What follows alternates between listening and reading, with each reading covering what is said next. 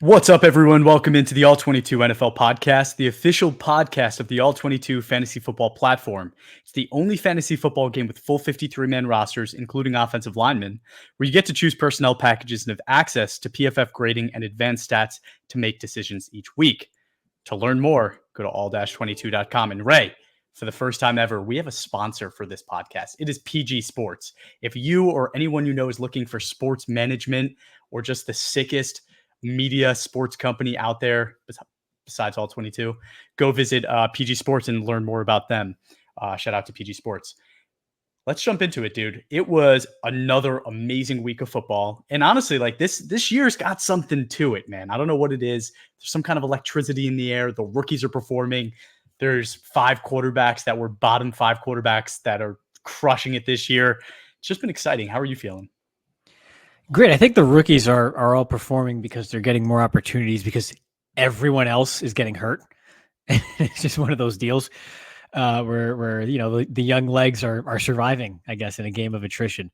But yeah, I think that's kind of been the story for the first couple weeks is all the injuries. But a lot of that has been, I think, for the most part on the skill player side, which I think is what has most people up in arms. It's the names and such. But I feel like the trenches have fared pretty well, knock on wood, for the most part, in staying healthy and sort of navigating the shark-infested waters of the training room and the injury report. This is the 17-game schedule that they asked for. And we talked about it, how quarterbacks haven't stayed healthy in past years. We already lost Love and Tua for games. And yeah, it's hitting every position pretty hard. I do think that when they go to 18 games, which is bound to happen, it sounds like, they're going to do something different where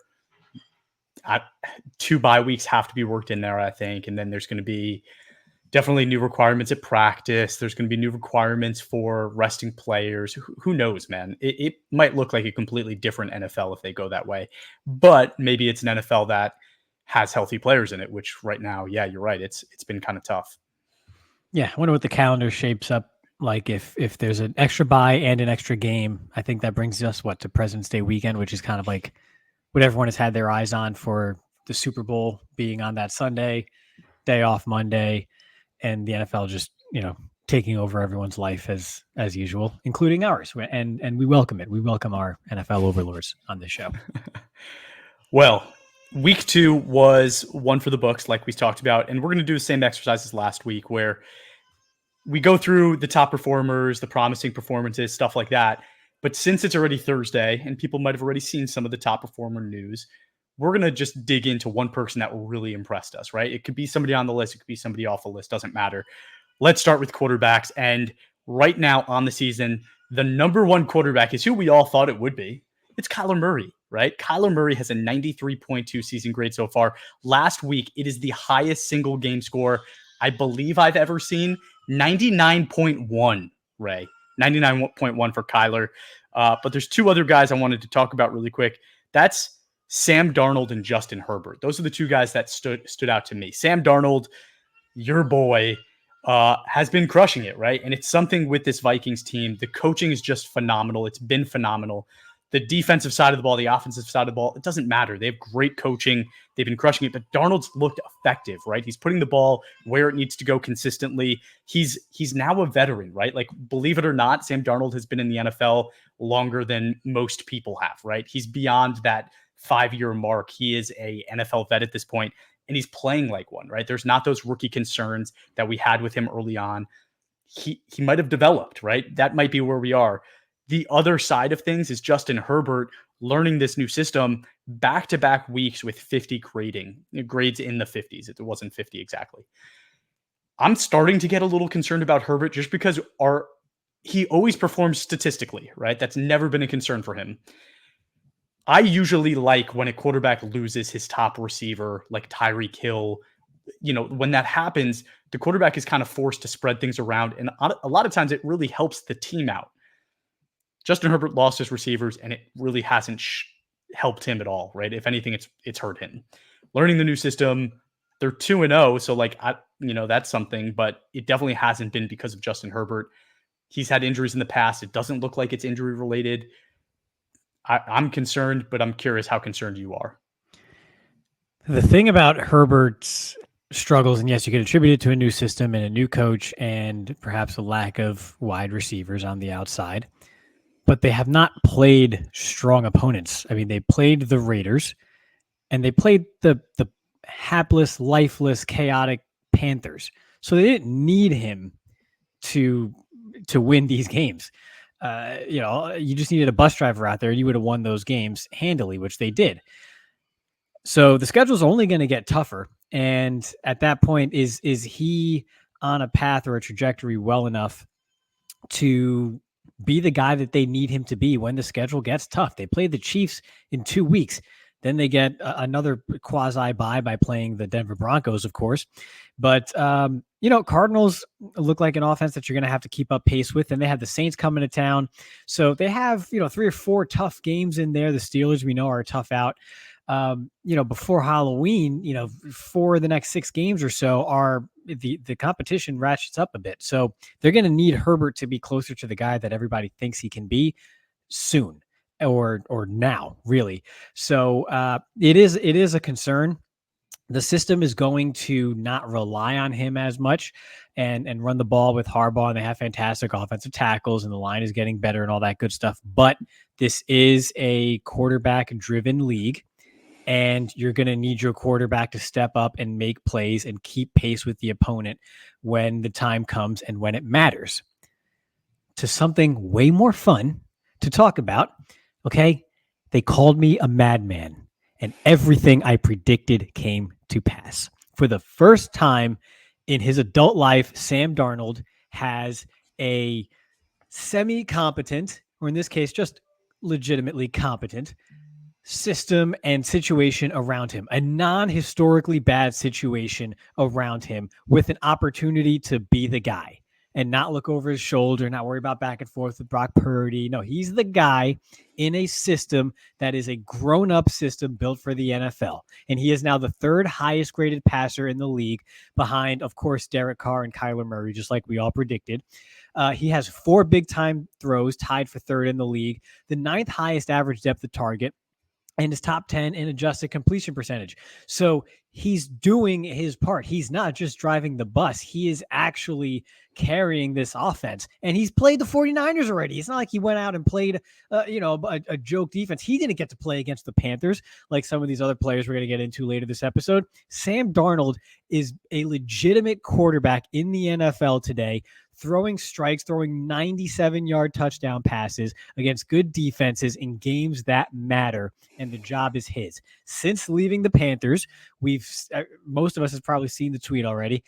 Baker Mayfield and Sam Darnold, our boys, or at least Darnold's mine for sure, but have combined for 46 touchdowns and 14 interceptions since leaving the Panthers. And we see what they're doing to ruin Bryce Young, and they've already broken that poor kid. So again, finally, and he's still like only 26 years old, Sam Darnold is a legitimate option at quarterback. And when you think about this league and how 7 starting quarterbacks went down with season-ending injuries just last year, and like we talked about, there's a lot of injuries already that have taken place after just 2 weeks. I'm not necessarily saying this guy's going to finish as a top 10 quarterback and is a must start in your all 22 leagues, but considering the attrition rate for quarterbacks lately and just the depth or lack thereof of quality quarterback play in the NFL today, you have to roster Sam Darnold as, probably a very good QB2 option in your all 22 leagues, and really in any format at this point, because the job is his and he's got the runway and he's not looking over his shoulder and he's in a good situation. And there it is, the Sam Darnold rant. Prove me wrong. You can't. I can a little, right? I can a little. I think he's doing a fantastic job. I don't want to take anything away from him. You said 2 things that are very controversial. One, that he's never been on a team that got the best of him or something like, I don't know what exactly you said. He was on the 49ers with Kyle Shanahan and lost out to Brock Purdy. Brock Purdy may be a legit NFL quarterback. That's something I believe that he is. So Sam Darnold losing out to Brock Purdy, not a big deal to me, even if Sam Darnold is a good quarterback, right? But to say that he's never been part of a good organization or whatever you said, nonsense. Number 2, to say that he's single-handedly carrying that team is a wild take. I didn't say single-handedly, but he's the quarterback. Carrying it, right? Justin Jefferson is crushing it. He is absolutely crushing it. Jordan Addison, right? Like this is a team that's got playmakers. It's a team that has a great offensive line, and it's a team that has great coaching. So just pump the brakes there. Coaching. Just pump the brakes on some of those things. He's also lost Hockenson. He lost Hockenson. Aaron Jones isn't like on a tear like he was to end last season. Like he's good. He's good. But he's got two good receivers and a good coaching staff and a good line. That's all I've ever asked for since he came into the league, like before he could legally have a drink. Right. But like you're Icarus. Like you're flying a little too close to the sun here, buddy. Like stay in the middle. You got what you wanted. Enjoy the ride. It's fresh air up there in the air. Don't get burned, right? Like just enjoy the ride. Keep him as your QB2 for a little while, buddy, just to make sure. Their schedule's tough. Their schedule's tough, season. Right? And you're talking about the Lions and the Packers that they haven't played yet, right? Like this is only going to get more difficult for them. But them beating the 49ers, huge deal. I think there was a graphic on there that Kyle Shanahan has like always lost to name the defensive coordinator. You're dropping defensive coordinators. I mean, I was like, Kevin O'Connell, the Vikings defensive coordinator, Brian Flores. Yeah. He like consistently loses to him. So pretty interesting there. Let's move to running back. We spent a lot of time on quarterbacks. Okay. James Cook is a guy that we both were kind of down on. He is doing a very great job in Buffalo. Another situation where coaching is great. Josh Allen obviously makes that situation a little bit easier for him, but season grade of an 86.3. Last week was 87.3. But the promising guy I wanted to mention was Braylon Allen, 67.3 grade last year. He was talked about as a guy that might not even make the roster, right? Yes, they used a decent pick on him, but they drafted 2 running backs. They had some good running backs in the stable already, and his role wasn't really clear. He just had 2 touchdowns last game and looked competent, right? And I think that's, at the end of the day, people didn't think he was going to be competent. I think you were one of them, even though I convinced you to draft him in a league. But he looks pretty good, right? Like he looks pretty good. I'm excited about him. I'm excited for his futures. And it's exciting too, because Aaron Rodgers doesn't trust rookies ever. Aaron Rodgers threw him a touchdown pass. That's promising. Comments before I move on. And that's the key thing is that there were a few red flags, right? I mean, that's why someone who's built like he is and that big and that fast, lasts until round 4 in the NFL draft. It's not just because of running back positional value, right? But receiving was one of those things where he just looked so uncomfortable the entire pre-draft process, and even in college, just looked like someone who you could not rely on whatsoever to be a receiving option out of the backfield. And like you said, he scored a touchdown, a receiving touchdown through the air from Aaron Rodgers, earning his trust and having a big role earlier than we all expected. So yeah, it's absolutely a surprise. I think the concerns are still there. Like, can he be a primary guy who can make people miss and therefore be relied upon in an offense? I mean, I still have some concerns about that, but they're not going to ask him to do that. They have Breece Hall. So if he just plays his role well, right, he can, again, just grade well in the role that he's given and be rosterable, starterable in a 2-back set, even in all 22, and be an asset for your team. It's absolutely a surprise. I was not expecting this at all. No, but it's exciting. And also the fact that he's like 20 years old is insane. So props to him. Jonathan Taylor makes my concerned list again, right? Like he was the guy last week. I'm going to say his name again, 60.5 grade. Something is not happening the way it's supposed to in this Anthony Richardson run offense that's causing Jonathan Taylor's job to be extremely hard. Is it that teams don't really feel threatened by the passing game, so are loading the box? Is there something else happening? I don't know, but it's not good for Jonathan Taylor, and it's not, his grade is definitely showing it. It could also be, is there still health concerns there, right? Like, is he still like not past that year window of coming back from an injury and it's still showing? I don't know, but he doesn't look good. Yeah. We talked about last episode, I think it was, right? The yards after contact per rushing attempt.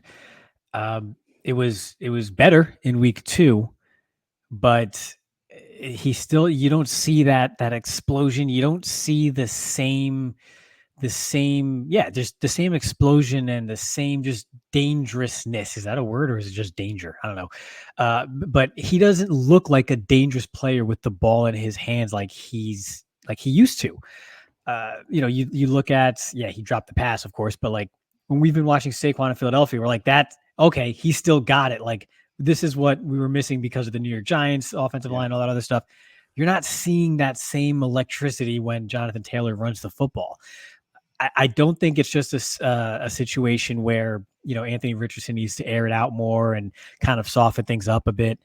I don't think that's it. I think he doesn't look like the same guy. Could it be, injury concern or what have you? And there's plenty of time for him to round into form. Yes, this could be something that 3 weeks from now we're not concerned about, and it is same old Jonathan Taylor.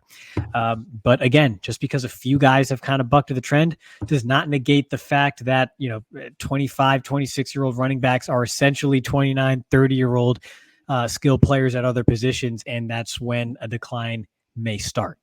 So again, it's just one of those deals where it is a concern. We'll still revisit it in 2 or 3 weeks. Still want to give them the benefit of the doubt, but if it's another subpar week, may have to dig a bit deeper into the NFL Plus vision and see what's going on there. For sure, and I mean, I think you and I have spoken about this privately. Saquon is a different animal, right? That's like an elite talent in his own right. But like running backs that are built the way Jonathan Taylor is built typically are the ones that don't age extremely well. Leonard Fournette is like a pretty good example of that. Just guys that have that bigger frame. Guys like Alvin Kamara, they typically last a little bit longer, right? Skinnier frame.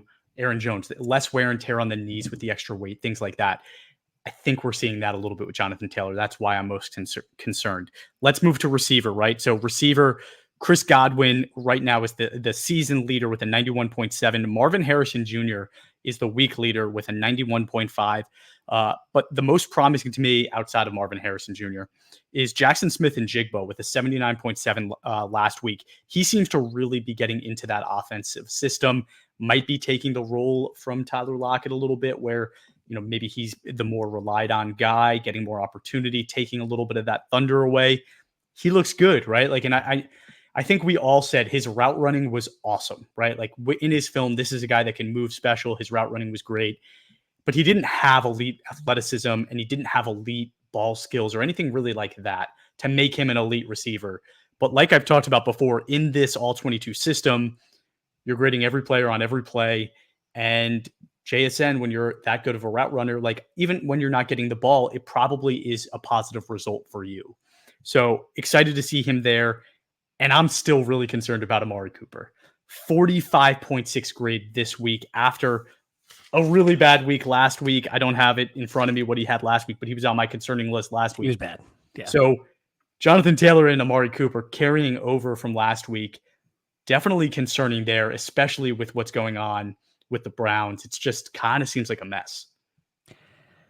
Yeah, it is. I like to give the shout out to him especially, but Ryan Grubb, the offensive coordinator for Seattle, previously with the Washington Huskies, so he has experience in using 3 wide receivers and centering his offense around them and scheming guys open. He's doing a good job of that in Seattle, still over there in the Pacific Northwest. So, yeah, I think stock up for Jackson Smith-Njigba as well. He doesn't have to be peppered with 13 targets in order to have an impact for you, and we're seeing that play out.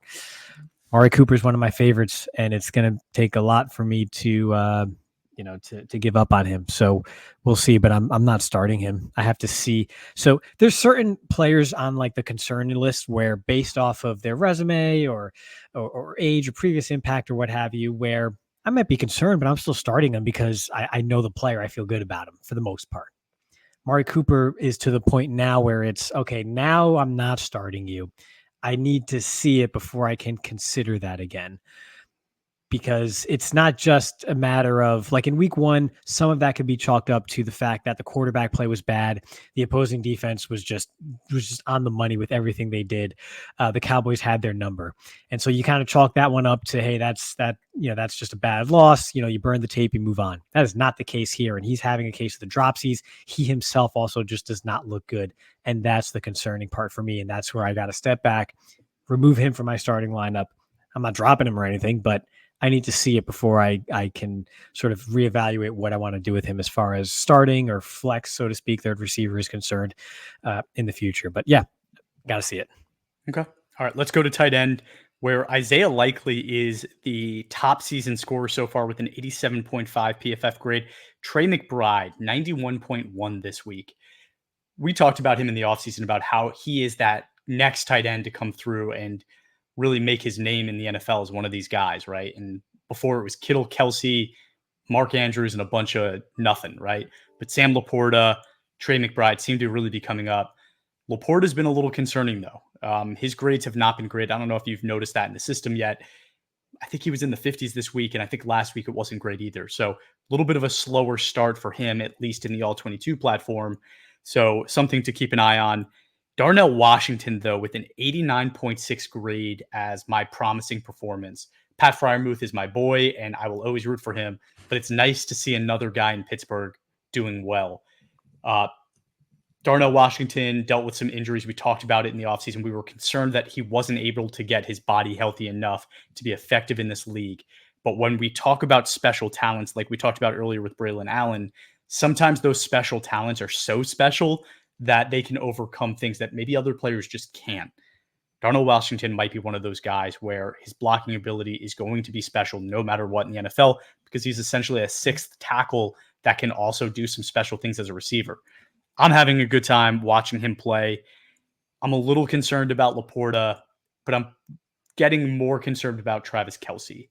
And I think my Travis Kelce concern is really that he's taking like the Gronk approach now, where it's like, hey, I don't really need to work hard weeks 1 through 12.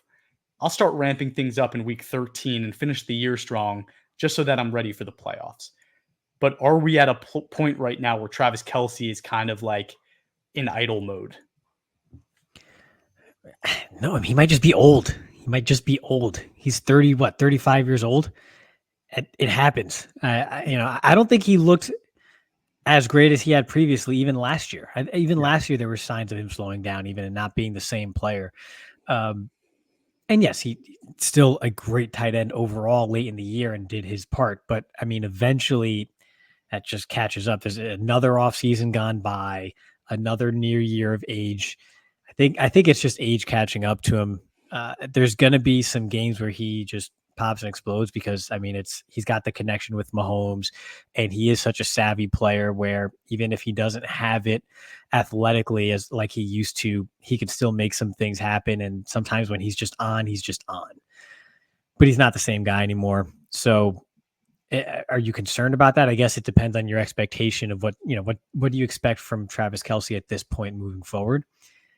I don't think you can expect the best tight end in the league anymore, but someone who can maybe grade well and again have those really high up or on weeks, I think is still in the cards for him. And then maybe it could be another thing where, late in the year, he just goes on that streak again. Him and Mahomes really lock in before the playoffs. It wouldn't be a surprise because we've seen it before. I guess just your expectation. There's not a ton of great tight ends out there anyway. So I imagine if you have Kelce, you probably don't have a great plan behind him or a great, room behind him. So you might be stuck with him. So I guess it's just a matter of resetting expectations more than anything else. Is there any player you wanted to highlight before we move on? Who did I highlight for tight ends here? Or did I just say they're not even important enough? Let's see. Oh, wow, I even got a linebacker here in my notes. I don't think I highlighted anyone from tight end. I mean, I know your boy is Isaiah Likely. I'll just say, of course, like, again, I stumped for Darnell Washington, over a year ago now? Yeah, the 2023 draft. He was my tight end 1. He's obviously not going to be tight end 1 from that class, but it's because he was just an insane blocker and could still be a great receiver down the seam. Probably not going to make people miss, but could still be a downfield threat with that size, with that just range. And he's so fun to watch. But again, he's got some knee issues, and so it could be a matter of longevity more than anything else. So no matter how promising he is, I'm always going to be concerned. He's always going to still be on my concerned list also. Sure. So have a plan for Darnell Washington. Don't just pick him up because you have no tight ends and you think you're just going to be able to just run with him from here on out. No, you got to have something else there. But Ray, the position I've been waiting to talk about, I've been most excited to talk about, is tackle. Because right now, the season leader is Charles Cross, 90.2. All right. For those that don't know this, during the draft of 2022, I think, or 2021, it was Charles Cross, Evan Neal, and Ike Ekwonu. And Bobby Ray and I were each kind of in a different position for which one was the best. I think all of us had a different one. And Charles Cross was my boy. And I said that he was not just the best of that class, but that he was going to be a top tackle in the NFL. And you know what? It's been 2 weeks. I'm taking the dub, dude. I'm taking the dub. I think Charles Cross is here to stay. He looks fantastic. He looks so good. I'm excited about him. It's that long arms. He's got that reach. He does everything well that you want in a franchise tight end. But hold on, it's not just Charles Cross we need to celebrate. The top tackle of the week, Joe Alt, 87.2, right? I didn't say that he was the best tackle of his class. I said he was a future Hall of Fame tackle.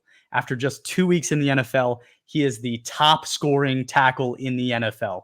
Was it against one of the worst teams in the NFL? Maybe. Yes. But I'm taking the win, dude. Yeah, two of them. But yeah. I'm taking the win, dude. I'm taking the win. I am so excited about Charles Cross and Joe Alt taking the wins. And then Dan Moore Jr., if you've been listening to this podcast for a few years, you would have heard that when they drafted the tackle last year, not this year, that I said, I think Dan Moore Jr. will continue to be a starter and continue to rise up and get better and better. And he has done that. And I'm excited to talk about Dan Moore Jr. as a potential starting tackle that's not a liability for Pittsburgh.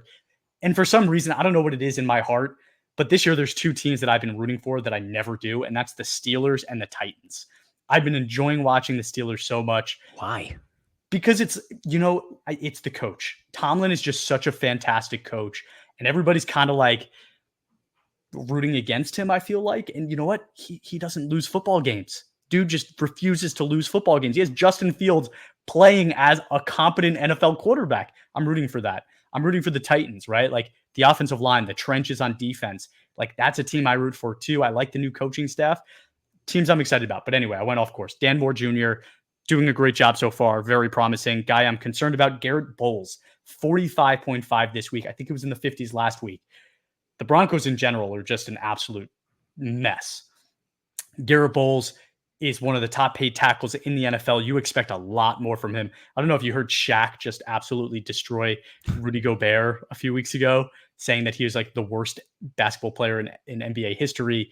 Not because he actually is the worst, but like against his contract, like per capita, right? Like it's just awful. Garrett Bowles. I can think of many bad. Okay, sure. I've been out on Garrett Bowles for a while. I think at this point, and again, I don't even have their lineup in front of me, but I just think offhand. Is there any player? Actually, I can think of one. There are two players on the Broncos, and that's about it that I would even consider rostering or putting in my lineup at this point. And that is, of course, Surtain at corner and Baron Browning at edge. Outside of that, everything there is just a calamity, catastrophe, disaster, chaos. It's just, I stay away completely. That might be the only ones I don't even know, like their starting offensive line, because it just doesn't matter. It's just bad. Everything there is bad.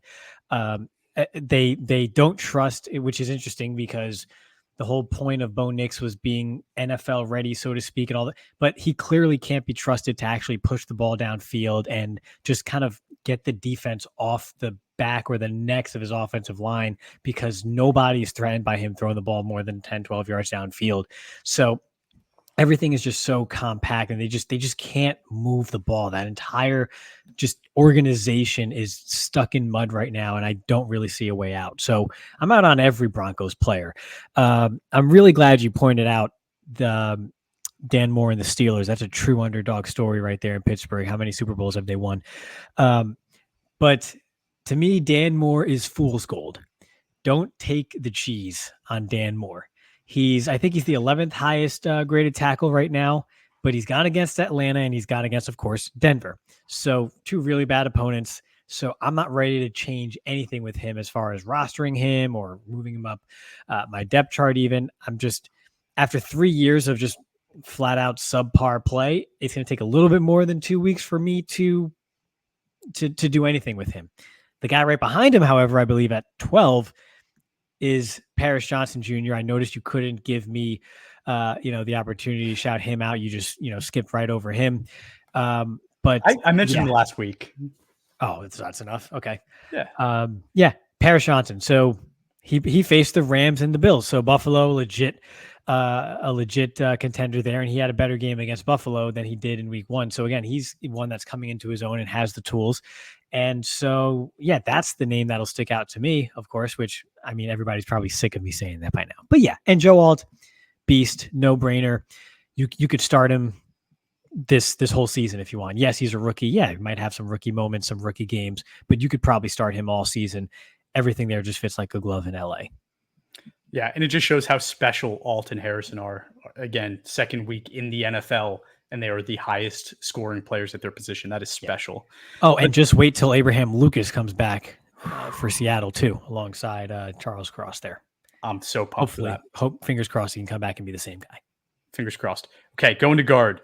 Lucas Patrick is the highest graded guard in all 22. I knew you were going to talk about Lucas Patrick. I am not going to talk about Lucas Patrick, okay. TBH, but you can if you want to. I don't. I am going to mention some stuff later. But anyway, 92.6 grade, 94.8 last week. Zion Johnson is the one I wanted to talk about. Again, going back to the Chargers, 85.8 grade last week. This offensive line, when you get that new coaching staff that just is one of the best in the NFL, right? Like one of the best head coaches in the NFL enters a team, everybody gets that bonus. Everybody goes up a step. Everybody gets a little bit better. Zion Johnson got a little bit better last week. Yes, you could say what you want about the teams they faced, but it's really promising. Remember, this is a team that doesn't have like a receiver that would be starting on most other teams. Sorry, Lad McConkey, you would, but everybody else probably not. This is a team that we all expected to be a few years away, but they're playing good football, right?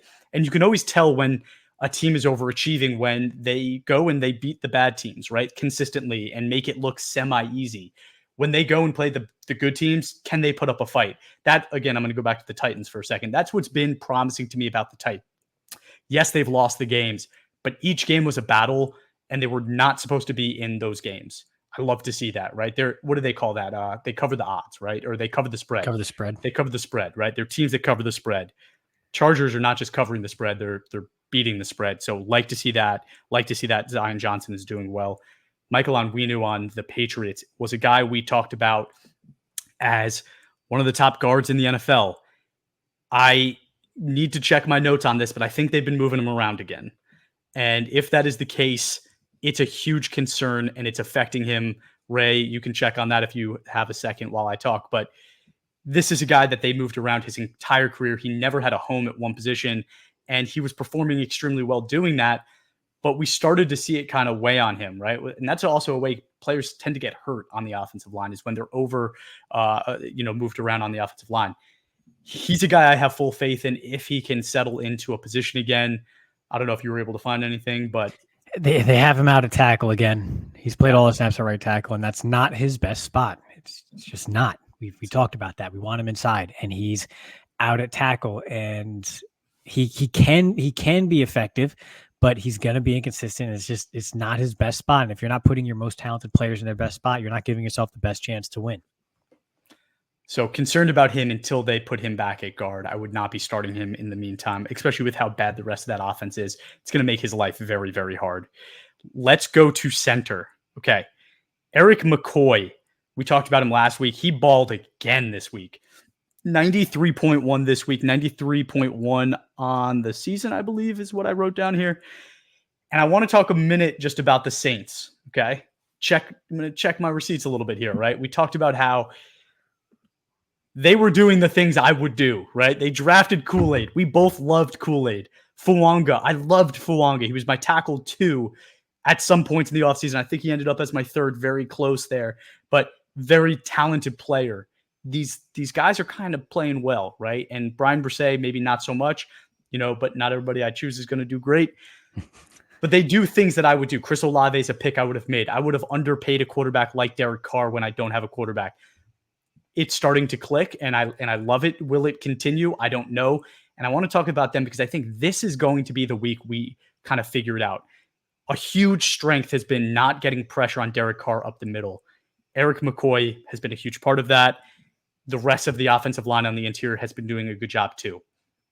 They play Jalen Carter and Jordan Davis this weekend. What's going to happen then, right? This is going to be their toughest matchup. Can they play the same brand of football when Jalen Carter is firing rockets at them up the middle? Yeah, and it's a got to have a game for Philly. They have a bad taste in their mouth, and so he's got to be in for a fight here. I talked about all offseason. I loved the vibes from New Orleans. I absolutely loved them. It was incredible. Um, I did not. I did not. They're proving me wrong big time. Although, yes, like you said, we loved Kool-Aid, and I liked Eric McCoy in particular. Right, it was more so the Saints as a whole that I was worried about. It's the Shanahan scheme, right? It just goes back to how advantageous that is for linemen and really just the entire offense as a whole. I don't understand how the whole league doesn't do this unless you're like Andy Reid or Johnson over there in Detroit. Like outside of guys with proven success outside of this system, I'm not sure why every other organization has not just plucked anybody who's ever been in the same room as Kyle Shanahan. But Clint Kubiak comes over as the Saints offensive coordinator after being the passing game coordinator in San Francisco, and they just look way different on offense.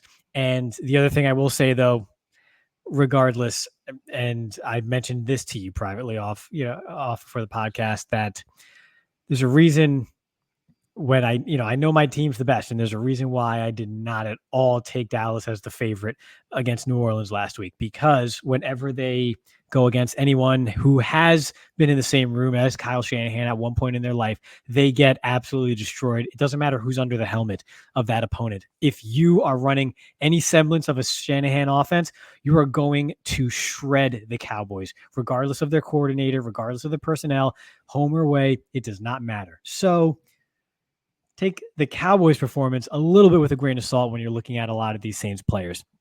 But to your point, if they do it again against Philly, against that interior offensive line, someone like McCoy, you could say, okay, we've seen the ceiling before, we've seen the highs, but he's been very inconsistent. Now he's starting to really put it together consistently, and given this offense and the way they look now, I think you have no choice but to buy, especially at a position as scarce and devoid of top flight players like center. I just got the most clickbait notification I've ever seen in my life that Malik Willis is higher ranked than Caleb Williams on NFL's newest article. It's just atrocious. Nobody read that. Okay, that's awesome. That's why I love all 22, because if you have Malik Willis, please propose a trade for Caleb Williams and see what the response is. No. If somebody has Caleb Williams, trade them to me and I'll give you Malik Willis. Oh, yeah, of course. Joe Tippmann and Andre James, the only other two names I just wanted to quickly call out. Tippmann has been fantastic, 83.6 grade last week, really helping, Aaron Rodgers be able to do his thing, but also, we talk about how veteran quarterbacks help young offensive linemen succeed. We're seeing that with Joe Tippmann. Andre James on the Raiders, I almost said Oakland, 55.5 grade last week. Another bad week for him. He had a pretty good season last year. It's gotten worse. He's somebody we were kind of, when we did our center rankings, we're like, we don't really know what to make of him, but he performed so well last year. He's got to be somewhere in the middle. It's not looking good. So apologies if you drafted him because you heard our episode, but just keep an eye on that one, because that's a spot that if Jackson Powers Johnson comes back healthy, did they decide that he's not going to be a guard? Maybe that center position is such a hole that they move him back to center. Something to keep an eye on. Let's go to the defensive side of the ball. Starting on the inside, Sexy Dexy, season leader right now, 90.5. Chris Jones, top of the week, 88.3. But let's talk a little bit about Travis Jones, 84.3, Ray. 84.3. That's his second week in a row having a very positive grade for his team. You loved him. Talk about him. Yeah, I mean, it just go through all the boxes. Talented player, young, good organization, good defense with talent around him, and he has some time in the league. This is now year 3. Everything was pointing to this taking place for Travis Jones. So it shouldn't be a surprise. This is what the Ravens do. They draft good players, they develop good players, and then when they take on a larger role, they just keep that engine going. So yeah, this is to be expected. Now, is it going to be this highly every week when the opponents get a little tougher? Probably not, right? But it's going to be better than, again, he already played the Kansas City Chiefs. That's the toughest offense they're going to see, and the toughest assignment he's going to draw, meaning, Creed Humphrey and Trey Smith over there on the interior for Kansas City. So the worst is already behind this kid. And again, they're surrounded by talent. He's a talented player himself, 6'4", 338 pounds. You know what he is, but he has a little bit of juice as a pass rusher too. So, you put it all together, there's not much or anything that really makes you pause and concerned about what he's going to do week in and week out. Does he have enough there to be a top flight, top 8 type of defensive interior player? That's to be determined, and maybe that's a question to be answered. But as far as being an effective option for you on the interior of your defense, not at all. This is a quality starter week in and week out in a good situation, only getting better, still not in his prime. This is a prime asset to have on your defense. I'll give you some credit on the concerning guy as well, because we talked about that Rams team and how things are going to change now that Aaron Donald isn't there. And one of the beneficiaries of Aaron Donald last year was Kobe Turner. This year, it's been very concerning. 47.4 grade last week. He's struggling, but that group, together, right? Like they did it by strength by numbers instead of, the strength of one. And it has worked. Like Jared Verse is getting good pressure. He looks great. But Kobe Turner definitely needs to kind of pick it up if he's going to stay in the rankings where we put him last year. Let's move to edge. Aiden Hutchinson, absurd performance last week, but he's also the season leader with a 94.1. Absolutely ridiculous. Can't say enough good things about Aiden Hutchinson. Could you imagine if you were the person that drafted, I'm forgetting his name, but whoever the Jags took, Travon Walker 1-1. Like that's why we need to go to the Jags organization. If they're listening, what's up, guys?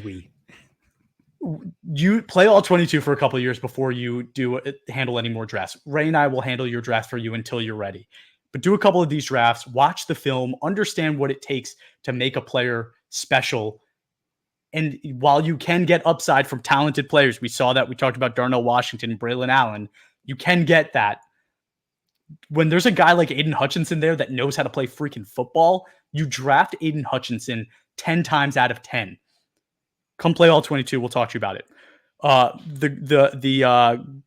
The top of the week was you just ranted yourself out of your train of thought. I did. Yeah. Dennis Gardeck. I think he has a nick, the Barbarian. That's how I was trying to figure it out. Gardeck, 91.8 for the Cardinals, I believe. He did very well last week. Didn't watch the game, so I'm not going to comment too much on him. But your boy Chop Robinson, 83.1, Ray. So Jalen Phillips had a good week. Chop had a good week this week. Jalen Phillips had a bad week this week. I don't know if it's going to be they're alternating who's going to get certain assignments, and that's why we're seeing success the way we are. But exciting to see Chop Robinson perform at that high of a level. I thought he was a pretty raw prospect. So again, to see him do this well early in his career, very exciting. Not sure if you want to say anything. Yeah, there's going to be up and down weeks because of Robinson's style of play and what he is. He's a shot out of a cannon, still needs to develop his pass rush plan a little bit more, but he's going to have some up weeks, and this was one of them. And then with Jalen Phillips, it's again, I don't see the superstar there anymore. He might grade well here or there, but if he's going to be inconsistent and have up and down weeks, I expect that from Chop Robinson as a rookie. I don't expect that from a Jalen Phillips who's been in the league a few years now. And if I don't have that upside and maybe this is, again, just me, my perception and my bias, but if I don't see that upside that was there pre-Achilles injury, I'm still concerned, and I'm still trying to ship him out while he's still a big name and might have some value. Awesome. I don't know if that was like the substitute for your concern guy or not, but I appreciated you doing that. Yeah, Montez Sweat was my concerned guy for the Bears. And we talked about how the Bears did a lot for the offensive side of the ball and very, very little for the defensive side. Montez Sweat last year came in like a savior for that defense and made a huge difference, but it's not translating this year. He's not having that same impact. I never was that high of a Montez Sweat fan. It's concerning to me. So I'll leave it at that. Let's go to linebacker. I got one thing. I got to do the service for the people. Because we even shouted him out. Mm-hmm. And, good for him. But do not overreact to Andrew Van Ginkel. I know his grades are very favorable right now, and he's performing pretty well. But I'm not saying he's a fraud or it's fool's gold, but that grade is being driven by his coverage prowess right now. He's killing it in coverage, but he's still just 31st in pressures and 47th in pass rush out of edge rushers right now in the NFL. So if you have him, This might be a sell high opportunity. I think, again, we talked about how as the third guy in Miami, he had a lot of success, but could he do it as a pass rusher, as a primary option as a pass rusher when he's away from Miami? So far as a pass rusher, he is not. And so if his opponents stop throwing screen passes to his side in the flat where he almost picks them off for a pick six or actually does, and that coverage grade comes back down to earth, then you're just looking at an average pass rusher who's not offering you much else. And given his age as well, might be a guy that it's time to sell while he's got some value, some green, some blue next to his name that might catch the eye of some of your league mates there. But I had to say that because we shouted him out. But at the same time, when I looked at this into this segment, I said, "Oh man, this is concerning, and got to do a service for the people." I'm going to challenge you there a little bit. Challenge me, because not that I think he's a superstar or even that you should start him, but having that guy as your third edge rusher or even your fourth, right? If you're that lucky, is fantastic. And with the way all 22 works with auto sub, there's a chance, if a guy doesn't meet your snaps and guy gets hurt, you could have him come in. And that is a fantastic guy to have in that role on your all 22 team. We talked about Brian Flores, one of the best defensive coordinators in the NFL, if not the best currently, now that Belichick's gone. I like it, right? Like he's going to get the most. Like you might say, oh, like he's not pass rushing as well as he could, but maybe that's not the role they're going to ask him to play there. And I think Flores will continue to get the best out of him. So maybe I would say hold, but hold especially if he's your third. I don't know if that makes sense. If we're in leagues together and I have him, I will trade him to you. We'll do a trade on air. Let's do it. All right. We'll make it happen. Okay. Fred Warner is the linebacker one of the week and the linebacker one on the season, 95.8 grade for both. We talked about how he's essentially the best NFL linebacker right now. I was debating that Demario Davis might be still the best, but I think Warner is playing out of his mind at the moment. So keep an eye on that. I'm sure that's not a surprise to anyone. But Deion Henley, 90.5 grade. These young linebackers from last year's draft, I remember, like everybody has said for a few years now that these linebackers drafts have been terrible. But last year, you and I were kind of like, hey, Overshown, Jack Campbell, Henley. Like there were some names in that draft of guys that we liked. And Henley looks special right now. So I don't know if you want to talk about him at all, but I thought that was pretty cool. I did actually. And not to the same extent, but kind of similar. I'm not anointing him just yet still. Agreed. Because he had a fantastic 90 plus against historically bad Carolina. And given we're talking about a linebacker, there's going to be some fluctuations there. When the opponents get tougher, I need to see more. In Vegas, I think he was low 60s, maybe 59. I don't recall exactly. I should have wrote it down, but I know it wasn't fantastic. It was around replacement level. So again, young linebacker, we like his talent, but not sure just yet. Let's just see it against someone that's not Carolina. That's fine. So wait and see. Wait and see for sure. But at least it's development. It's a step in the right direction. Yeah. Patrick Queen, on the other hand, is spiraling downhill quickly. 56.4 grade last week, and it was bad the week before. He was getting a lot of help pairing next to Roquan Smith. That's gone. I expect it to be bad. So if you have him as your linebacker too, you need to find a new linebacker too. And honestly, at this point, I would say like either find somebody that will take him in a trade or bury him in your depth chart or just get rid of him at this point. That's what I would say. Let's move to corner. Woolen on Seattle. Tariq Woolen, 84.3 grade on the season. He is the number one graded corner in all 22 at the moment.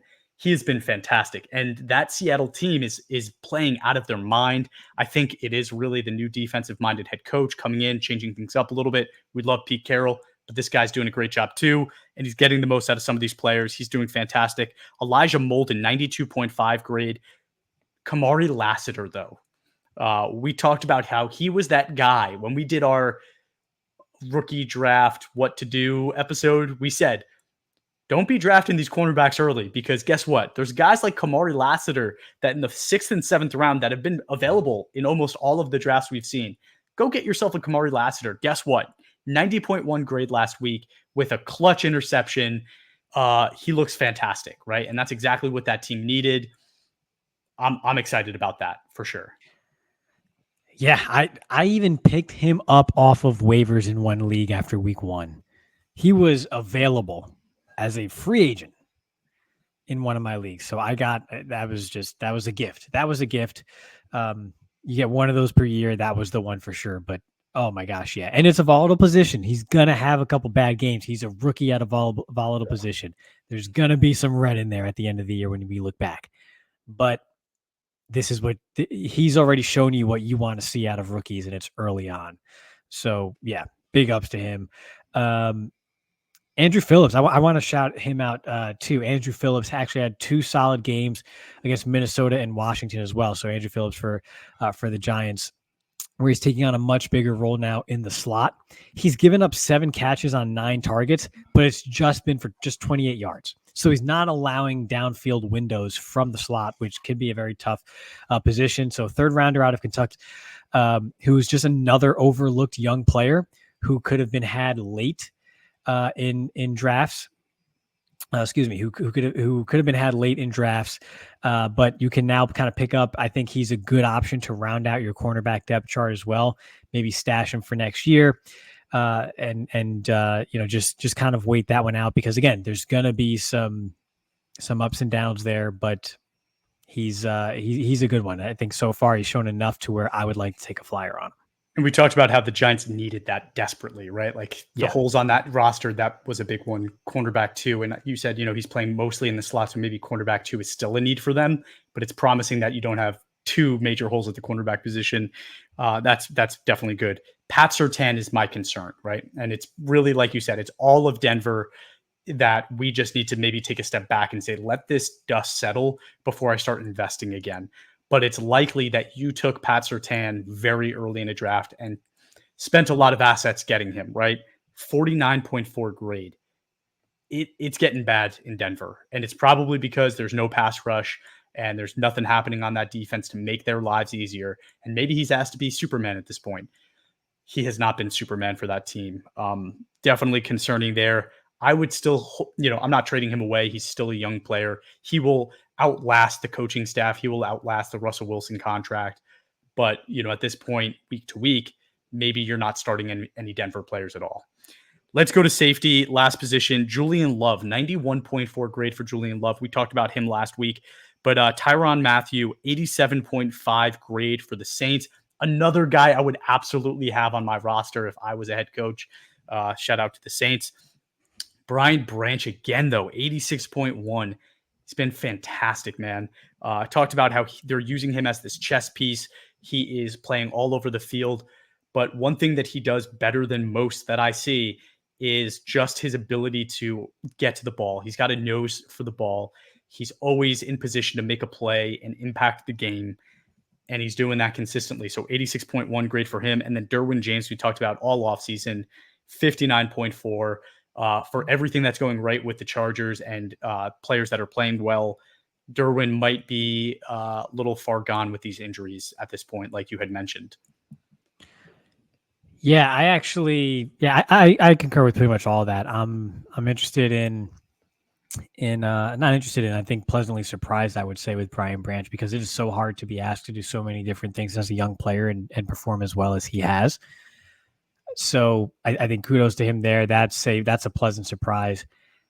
I actually have a question for some of our listeners, because I think the Bengals fan base is one of our larger ones for the most part. I think we won them over with our hearts, or won over their hearts and minds, when we shouted out DJ Reader for the last couple of years, gave him love on Twitter, and they reciprocated it. And given the proximity to PFF and all that good stuff. So I just want to know, speaking of Brian Branch, what is going on with his draft mate over there, Jordan Battle in Cincinnati? Geno Stone and Von Bell, to me, are not enough to keep a talented player like Jordan Battle off the field. So I want to know what's going on there. Does this guy not know the playbook? Do the coaches not like him? Is he in the doghouse? Did he have a bad camp? What's going on with Jordan Battle? Because even those names you mentioned, for the most part, yeah, probably better than expected. But those names performing well are not much of a surprise at the position because it's not a very deep position. And so if anyone was going to rise, those names would have been top candidates for that. So I just want to know one where he kind of seemingly had the arrow pointing up, was a talented player out of a big school and seemed to be ready to ascend into a bigger role. What's happening? Why is this guy not even getting on the field? I just want to know. It's funny you say that, Ray, because it's happening on both sides of the ball for the Bengals because Jermaine Burton, I think, only had a few snaps last week. And like when he was on the field, he had a 43-yard catch and looks fantastic. And we talked about how he had an amazing offseason and was one of my top receiver prospects. And I understand he has off the field concerns and things like that, but like you're rostering him, you're putting him in the game at times. Why not give him a bigger role? Like, is there really stuff going on that's that bad where you're like, we're just going to use this guys when it suits us, but but not like, really? It's just kind of funky. And Jordan Battle, like you said, he's another guy that like looked so promising and was playing well when he was on the football field. So we just kind of erase him from that.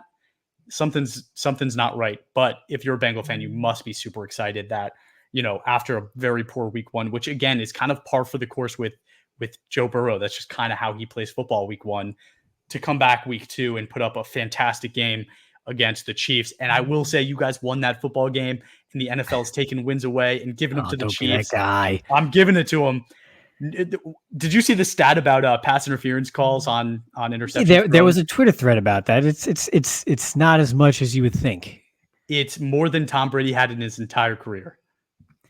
You're talking about the interceptions called back?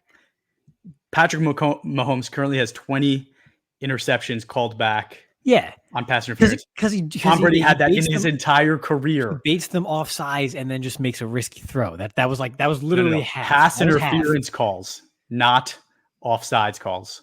Well, stop interfering with his receivers. I see nothing wrong with the refs or their performance at all. Week one, Jawan Taylor did not get called once for illegal formation. Yet you look at the other side of the football, they got called like 3 times. Something's going on. See, the red catches the eye. It's different.